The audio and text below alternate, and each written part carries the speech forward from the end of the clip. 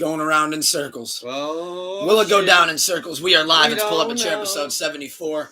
We got a little bit of a skosh of a hangover cooking. I just got up not even 2 hours ago. We got the Elimination Chamber recap on. It's a blessed, Yes, wonderful, sir. beautiful sun is shining on this sleepless Saturday. It's chilly, though, Woo! in Ohio. It is. In Northeast Ohio. It's chilly. Cold world. Wear a coat.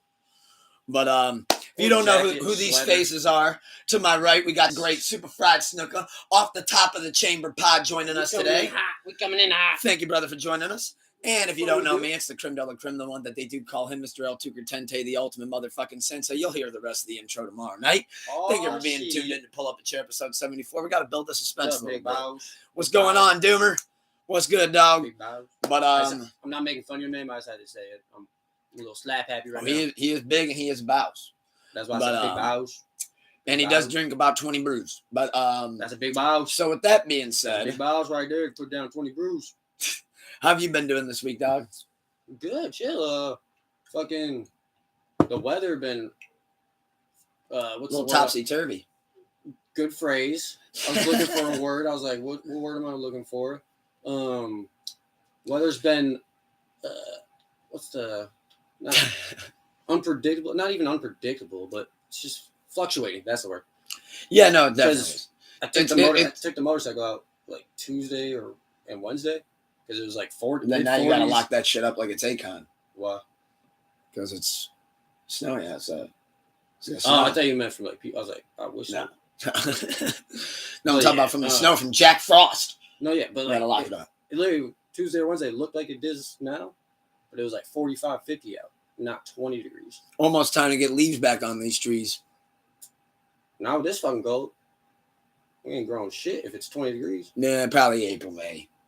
But spring is right around the corner, and I'm grateful for that. Speaking of the weather, though, what the fuck threw off those AT&T outages? Apparently, other carriers got it too. I slept through it. I woke up and I just saw the whole meltdown, and I thought the world was ending. So, I was at work. My phone was fine. I have AT&T, which was the main one that got affected. So, read some online, so take it for what it is. But always with a grain of salt. It was said that there was a meteor that passed like across USA, meteor, through multiple states, but like big enough. Didn't affect him either. See, man, people were talking shit on AT&T. They were hollering. Fucking nuts. But like they were saying that a meteor could cause like not a solar flare, but something to hinder Andromeda. I don't even know what that means. I was about to say, but I was about to ask if you could elaborate on it. I know that it was the title of a Mass Effect sequel. Andromeda.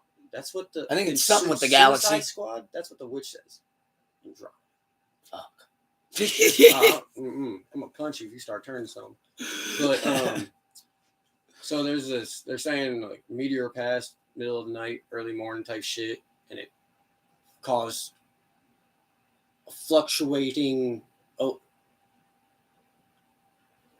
It messed up atmosphere the whole type shit. So it messed up the rhythm up there. Yeah. I hope that's what it is. Shit.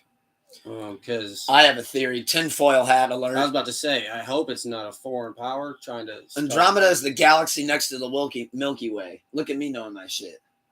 I had no idea that there was that. I had no idea that it was that. I don't know shit for astronomy. I don't even think that's how you. I think there's two Andromedas. I don't think that's the one you're talking about. Oh, it popped in my head. I know. But this is going to be a fun pod because shit's just fucking. Yeah, that's. I got the manatee tank going right now. What? You remember in Family Guy that episode where they were like, how does South Park come up with episodes? They were like, how does South Park come up with episodes? And they had like a bunch of like little balls in like this aquarium. Okay. And these manatees would like bump it up to the top of the water, like up to the brim. And then the writers would like grab them and then throw it into a pot and be like, here's how we make our episodes. In fact, I actually might be getting that wrong. I think that was a South Park. Yeah, that was a South Park episode about how Family Guy comes up with episodes. Because it would be like, here's Osama with a lemonade stand. Remember that time, Brian, when I was with Osama and I went and bought lemonade from his lemonade stand? Like that kind of thing. I was just thrown off because Think Tank. I get what you're going for. Manatee tank. Like, But if your ideas are like, oh, we're shooting, we're on fast wires, like how, like we're shooting on all cylinders type shit. Oh, they were just trying to say right, that pretty but much manatee Family Guy was tank- brain dead. Because that's what manatees are. Yeah. So that was a horrible correlation to how you're processing shit right now. Because you're boom, boom, boom. A manatee. Oh, it's just a bunch of random shit. Yeah, but a manatee is just here all day. Just chilling. Maybe I'm a goldfish then. I'll be a goldfish. That's what Ted Lasso said. I'll be a goldfish. They so lazy and don't give zero fucks about their laziness that they'll be chilling up the top in a boat, propeller, start fucking them up. And they don't even want to drop down 2 feet. Nah, see, that's why they're I'm just goldfish. Like, yeah, it's cool to heal. It's fine. I'll be a goldfish. Fuck it. Goldfish, manatee, it don't matter. Neither here nor chimpanzee. There. But no, I saw that people on the internet that were thinking that like, oh my God. Like, because there was just literally a movie about that with Ethan Hawke, and I think it was Julia Roberts, where like that was like one of the signs that the world is ending. They cut off our communication. Well, that's what tinfoil hats on. They're cutting us off. If you're a foreign power, that's what you target. They said we're cutting you off cold turkey. You target our communications and food. But in the Western world, United States now, we would suffer worse without internet and phones before we care about our food. People would rather go 3 weeks on bare rations. People need their communication. Which is fucking... Because if people are starving, they're going to need to tweet about it. I can't show you guys I'm starving if I can't post it. How can I possibly show this? I need to show you how little food I have. Here's my one noodle. How can I show you my children may or may not survive this if I can't post it on Instagram? Rather than trying to go out and get some food and scavenge. What is the Wi-Fi passcode? Yeah, so there's that. Also, I thought I saw something like they said it was originally like in the beginning they said it was like they were testing shit. Oh, and it went wrong. Like they were testing like how it would not react, but like protocol. Like, hey, military do test runs so they can think and see how it runs and operates. So like we got to see how they operate if we cut them off. But I thought it was fishy. They said that because if it was, they would have done it like the national emergency shit. We're like it's like a big alert. Hey, next week, everybody's phone's going off. So if you got important shit, you're in this, don't have your phone off because it's going to go off. Telling you, man. Whether you want it to or not. Apocalypse. But they would have sent that out. Like, Armageddon. We're testing out a cell service. It may or may not cause your service to go down. So people at least know. So I don't think it was an actual test. Because they would have. Do you think it was just genuinely just a fuck up? Do you think somebody bumped into one of the cell towers? No, it's either the satellites up. I know what happened. The satellites in the Andromeda. No, let me tell you. They did the Macarena. 65, because I'm not a conspiracy theorist, but I'm not a sheep either. So I'm not going to. 65, 70%, I'm genuinely hoping and think it was the meteor. I'm no space 2012 shit. But I'm no astronomer or shit to even know if a meteor. It was a software update according to AT&T. I didn't even know that. They had That's cap.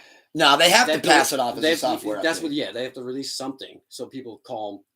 But if they had an update that big, 2 weeks out, hey, there's an update coming. My iPhone tells me, hey, new software update. Oh, install now or later. Like, maybe somebody was drunk and they hit install now on accident. They were like, fuck, we were supposed to install later so we could tell them. I think it could have been a meteor passing and they weren't prepared to handle it because you don't know how to. What about Halley's Comet? But you don't know how to handle a fucking comet fucking shit up until it happens because you don't know all the background. You could have every box checked, like, all right, back up. Meteor takes out the primary and backup. You're like, well, fuck. I didn't expect that. Okay, so military fighter jets crashing into each other on training or on like some shit. If that's 20 plus. Those planes are not cheap. 30 million probably to make easily a piece. Oh, I have no idea. So that's me lowballing. Yeah. So when those two crashed, military didn't want to release. We were fucking around on so they have to, pass it off as that. Yeah, there was we were active training mission and blah blah. Not my two pilots were fucking around and just burnt up 80 million in tax dollars because they were trying to. Yeah, no, I see what you were getting at. So like software update. I mean, yeah, that's they have to announce something. They can't just not announce anything. What worries me is they're not just being like, oh, asteroid passed through, it fucked our shit up, and we now have an update released to fix Well, that would scare the shit out of people. No, if you're like, hey, there's a fucking asteroid. But what's more scary is they're not claiming that because that's scientific. So now you're leaving the door open for all the conspiracy theories. For is it China? Is it Russia? Is it this? Is it that? Well, are they trying to? Here's all I know about the outages, though. Is it our own government trying to limit us? No matter what caused it, here's all I know about the outages. It ain't affect me, bitch. What I thought was absolutely hilarious was like literally. So I woke up, I checked the morning newspaper, which is going to all the social medias, and I saw oh shit, we got outages. I'm like, okay, this is crazy. My shit still works. I'm like, all right, this still on. But the first thing that I saw though after that just cracked me up, and I couldn't help but to have to mention this before we start diving into other shit. But I went to Instagram, and one of the stories that I checked, not going to say dude's name, not going to say buddy's name, got nothing but love for dude. But I don't know what these outages did to people, because as soon as I went to IG, I saw the, where you get the classic black background with the white lettering, and it said, hey, like blah, blah, blah, selling haircuts for the low. Come hit me for the deals. And at first glance, I was just like, oh, somebody's just selling haircuts, entrepreneur. Side hustle. But then it clicked in me. I'm like, I know this dude fairly well. I know for sure that, I shouldn't say for sure. I don't want to pat on his jacket. I've never once seen this man hold a fucking pair of scissors or a pair of clippers or a razor. And this dude's selling haircuts for the love. So like when I saw that, I'm like, but haircut, like he could literally be like, hey, I only do a buzz. Like I can't believe this dude. Like I just love it when I see people selling like obscure things. Like when I see that, like my first thought was like, okay, like that'd be like somebody being like, hey, swim lessons for the low, hit me up for the deals. And it's like you hit him up and it's like his backyard pool. And you're like, oh, we're making circles around the But if you're able to learn how to swim in that backyard pool, it's hey, I don't knock a hustle. I don't knock a hustle. But I just find it fucking hilarious when I see people selling like obscure shit. Like sell pussy. Sell OnlyFans. No. Like when I see an OnlyFans link, I'm like, well, that's normal. But when I see clippers and a razor, that's where we go wrong. Much more normal to see. I'm much desensitized to seeing OnlyFans links than I am to seeing. Disagree with that statement. Hit me up for haircuts. But yo, shit gonna be coming out looking like 2012 Danny Brown. Fucking, fucking ripped right off his side. How do you don't know? That's what I mean. I don't know. That's the thing. Like that's why I'm trying to help you. I'm not seeing like an Instagram post of like, hey, I got this dude toned up nice. Like because it's just like out of the blue. Hey man, I'm selling haircuts. Maybe he did a few haircuts for his homies, and he can do a fade now. What's funny is if this dude tuned in, I hope he knows I got nothing but love for him. But that's where you see it on both sides because people did it to you. I mean, hey, I'm not hating. I post fucking Apple Music links and merch links. But you are in a way. I'm not saying you're a hater.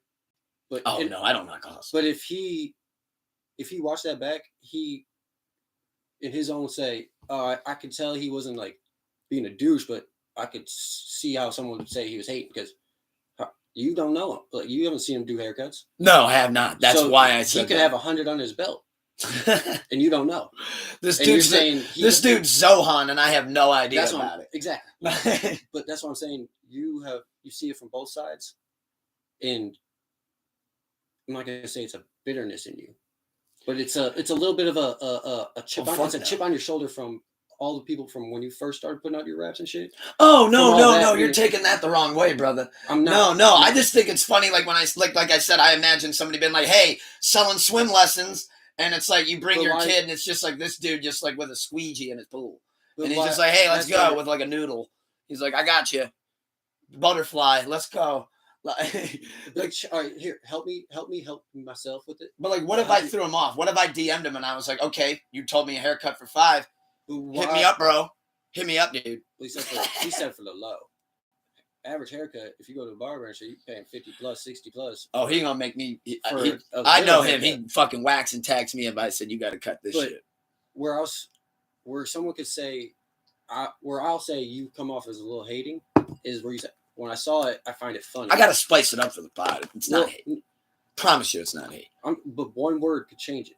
Is when you say, I think it's funny, but that's him on his grind. So it's him putting out. He's trying to grind, and so that's where it's a. Does it make it better if I tell you I did text? No. Because I texted him. I was like, "Since when you been doing haircuts?" And he thought that was funny because he responded with laugh face emoji. He's like, "You do know I went to." He goes, "You do know I went to school for that, right?" So see, I did. It wasn't like I didn't say it to him. I didn't say you. When you open it up, I wouldn't just come on the pod and be like, "Hey, let me just go off about homie." I'm not saying. I started off with saying you're not a hater on it, but someone could say if you change that one word in the beginning. That's all I'm trying to. I'm helping the pod help. I'm helping you help me help the pod, because if he'd be like, "Well, what the fuck?" Not even. I don't It's no, how I think about shit nowadays, because I'm in a landscaping company, so people. I'm a young entrepreneur too. Oh, we all know whenever you're a link poster or you're trying to share something, you're right there thinking like, hopefully every person that clicked on that story fucking clicked on that. Like, but you have to. I'm sure somebody that wanted a buzz cut hit him up. But you have to understand, we got an audience though. 100%. So you saying, again, I do not knock a hustle. I was just trying to have some fun here. I was just trying to have some fun here. In that sentence though, I thought it was funny. I'm just trying. I'm not. Yeah, no, okay, you got hyper fixated on that one. Well, that's what you said. It's because all right. So if I open up I open up Twitter, I see your rap. That's funny. Luke's trying to rap. No, that's taking it the wrong way. I was just trying to have some fun with it, dog. I know, bro. I get that part. But you're trying to have fun, but you said it was funny. What's fun versus funny is because it's funny. Like, I've never seen this dude hold a pair of clippers or a razor and he's selling fucking haircuts for the low. He went to school right in the middle of outages. Like, but he went to school. But see, I didn't know. Like, okay, like how people just randomly post like, hey. I respect him so like much that. more. John Cena's Ricky Stanicky posting OnlyFans links. I respect that shit so much. He actually went to learn a craft and a skill. He's not just lacing up lingerie and showing his ass like these bitches doing nothing. Like, you don't bring no value to the table. You can't tell me somebody posting haircuts for the low on IG is not hilarious.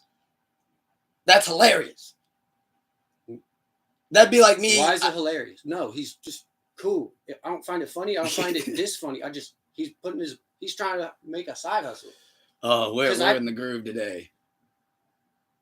See, people love us because we don't agree with each other, and that's what makes great chemistry. We're not afraid to debate each other. No. But so if I post a thing, hey, I'll cut you a grass for the low because I'm a young company. Oh, Nick, that's fucking funny. Like, why is it fun, bro? I'm just trying to make my name out here. Yeah, that's where I'm at, bro. So I see what you mean. I hope people went to it.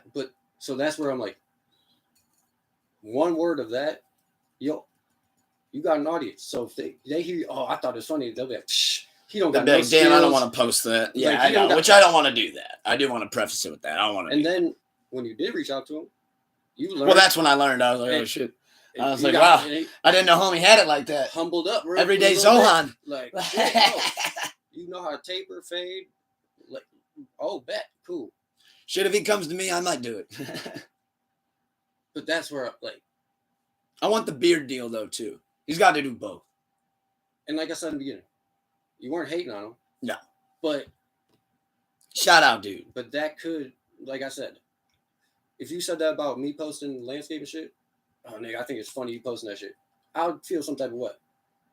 Because it's like, damn, you don't have to repost it if you don't fuck with my shit. But you don't gotta try to tell me it's funny out here. Like that's why I was at least glad that when I said, since when do you cut hair? And he responded with like the laugh face emoji. I was like, okay. He was laughing because you ain't know. He was laughing because he's like, oh shit, bro, I went to school. What you mean? Why am I posting? Yeah, this is like, what I do. That was part of the response. Like he was like, I actually know what I'm doing. Come in here and I'm doing your oil change in the driveway. Like, why the fuck is Nick working on your car? He's been at a mechanic shop for 3 years. Oh, now I see what you're getting at. Like back to the dude selling swim lessons. It would be like, okay, I'm hating on it, but then you get there and it's like, holy shit, that's Phelps. Shit, if it's a pool, you're like, holy shit, my kid's about to be able to swim circles around these motherfuckers. Exactly. We got a big enough area for him to learn how to swim and go back and forth. Cool. It's not kiddie pool where he's 3 inches deep. So it's like, it's a pool to learn how to swim. That's where it's. Yeah, you go to get your hair cut by a dude and it's MGK getting out of the chair. You're like, how low are these cuts? You're like, fuck, maybe I'm going to be paying double and I don't even know it. He's saying haircuts for the low, but they're good haircuts. He's trying to look out for people. If you use me as your barber now, in 5 years when I'm charging other people $200, you'll still be at my. You can skip the line. You'll still be at my regular client price. Well, I'm glad that you talked me off of that ledge because I feel like I did come in with a little. Like I said, we'd be all over the place today, but I think I got something else for us to debate. First, though, before we get into the debate, I am pretty damn excited because tonight it will all become a blur. Big as the what? We got the It's All a Blur tour. Drake, J. Cole, and Lil Durk. I'm not counting any chickens before they hatch because I've learned not to do that with shows. But hopefully everything goes according to plan. And me and Nate Ball, Good Sleepless Familia, will be at the Drake, Cole, and Durk show tonight. Looking forward to that. Going to get some dirty burgers before the show. Durk, go in. Is he actually confirmed, like, with them? Yeah. I didn't know if that's what this is one of the dates, yeah. But I don't know how long his set is, though. I would say. Because it looks to me as if it goes Durk, Cole, Drake, and then Drake, Cole, Drake, Durk, and then obviously Drake closes out. Kind of looks like how it's going. I think they probably give him a Durk 15 to 20 opener. Do his 4 or 5 good. I like 20. Tops. 20 sounds good. But they're going to save All My Life. For Cole. Yeah. Laugh Now, Cry Later for Drake. Mm-hmm. I do agree with that. Yeah, I'm big excited for the show, though. I agree. I like that kind of trying to speculate. I'd say a good 20-minute opening set. 25, maybe. Maybe? I'm trying to think of what records he would do. That's the only thing. I say it depends on Durk. Like, he probably goes there like on the show. You might know this one more than me. Is Back in Blood his record? No, it's 2. That's his? Okay. I think he might still do it because I know that like that one seems to be ringing off pretty good in the clubs. I don't know. I don't go to clubs, but it might be Durk. I want to see how I just did this. I did the same shit with the Elimination Chamber winner. Like where it's like you might be mixing it up, and then you start thinking on it, and then you're like, okay, maybe I am wrong. Yeah, you start flip-flopping even more. I want to say it's. How long do you think Cole's set goes?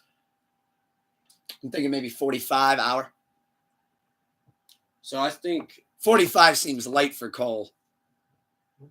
But I just don't know how long the show would go because I know that the show mainly leans on Drake. I don't know how they plan their. Actually, I like 45. 45 and then what, 20 for Durk or 15 for Durk? But they could do like 15 Durk, 25 for Cole, then another 10 for Durk, and then the end song is All My Life with Cole that leads back into Cole's 35.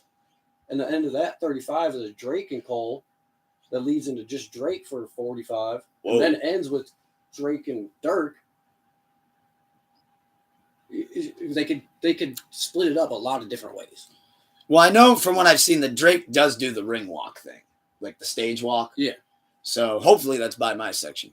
But because it's not like I should wear a bra to throw it. Pause. Durk isn't like Vic Mensa. Like you can't bring Vic after Durk. You could have him do 15, and then he could still have another 10-minute set if you. Hey, Cole wasted a lot of energy. You want to do another few songs? fuck it, I'm down. They could split it up. He could That's go back out, tough. but he could go back out to a crowd and rock the crowd still. Unlike Vic, if you put Vic, Cole, you're not putting Vic back out there. He's not keeping the No, crowd. Vic bombed. He's not keeping the crowd lit. No, If you put Dirk solo right after Cole, he's got bobs. for 2-3 songs, he could keep him. Make sure you look that up. He'll keep him rocking, if that makes sense. Yeah, you got me looking this up now. I'm just curious to I'm So trying to think what records would he do? Because I know he's big on a lot of these features. Yeah, Back in Blood's not his record. But he could do it because for Pooh being in jail and shit, just to get him. What a happened to shout Virgil? He has that Every Chance I Get song with Khaled. I could still see him doing Back in Blood. I think he does because it's like a tribute. Like, hey, everybody. Then I could see him ending with All My Life, and then free that's shots. when Cole takes over. Kind of do like a little dap up on stage. Dirk leaves. Yeah.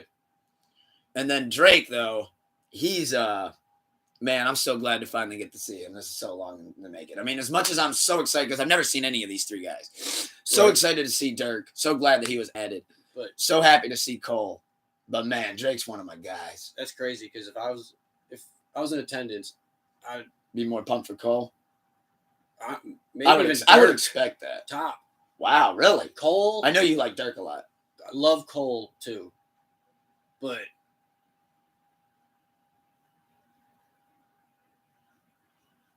so thinking historical wise, Cole, Drake, Dirk, but thinking personal music, Like how you're feeling right now. Dirk and Cole, you could flip a coin to see who I. Wow, I didn't know it'd be that close. Yeah, I know you've been big on Dirk for now years. yeah, I mean, big on Dirk. Love I can Cole, attest too. to that. but Man, I that Drake though. don't hate Drake. Love Drake too, but out of those, Oh, dude, that's why I'm so glad that we're doing the pod today. Because that's- yeah. tomorrow I don't know what voice I'm gonna have. I'm scared for Sleepless Radio tomorrow, guys. I'm real scared. Depending on what records he does tonight, I am scared for my voice tomorrow. Because I'm so pumped. I mean, from what I've seen of the set list, I know he opens up with Virginia Beach. I'm gonna be going crazy. Yeah. That leads into Marvin's Room. I'm going nuts. Dude, I might jump off the set. Remember when he did at that show at the Apollo and some dude pulled an Owen Hart off the top of the fucking balcony? That might be me. Yep, that might be me. That might be me. I might Shane McMahon at the Drake show tonight. No, you're about to get mankind. Okay, Nate, throw me off. Nate, throw me off. The Tarnation. The bloody We're gonna recreate King of the Ring '98 right here. Nate, throw me off. I'm gonna hit him with the same words that Mankind did too.